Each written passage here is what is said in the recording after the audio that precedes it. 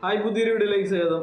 ഹൈറിച്ചിൻ്റെ ലീഡർമാരെ സംബന്ധിച്ചിടത്തോളം ഒട്ടും ആശ്വാസം പകരുന്ന വാർത്തകളല്ല വന്നുകൊണ്ടിരിക്കുന്നത്.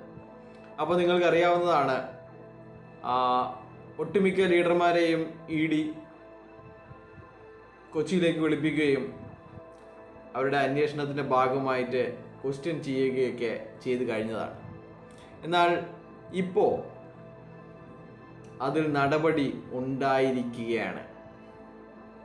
നടപടി എന്ന് പറയുമ്പോൾ ഇവരുടെ പ്രോപ്പർട്ടിയിന്മേൽ കൈവച്ച് തുടങ്ങിയിരിക്കുന്നു ED എന്നുള്ള വാർത്തകളാണ്, സൂചനകളാണ് കിട്ടിക്കൊണ്ടിരിക്കുന്നത്.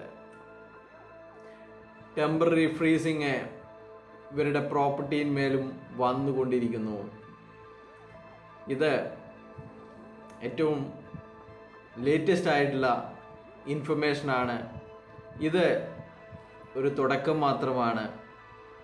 ഇതുപോലെ എല്ലാ ലീഡർമാരുടെയും സ്വത്തുവകകൾ ED ഇതിനകം തന്നെ കൈക്കലാക്കിയിട്ടുണ്ട്.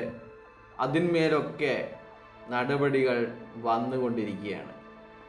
അപ്പോൾ ഈ ഒരു കള്ളപ്പണത്തിൻ്റെ രുചി അറിഞ്ഞവർ എല്ലാം തന്നെ വെള്ളം കുടിക്കും എന്ന് മാത്രമേ പറയാനുള്ളൂ.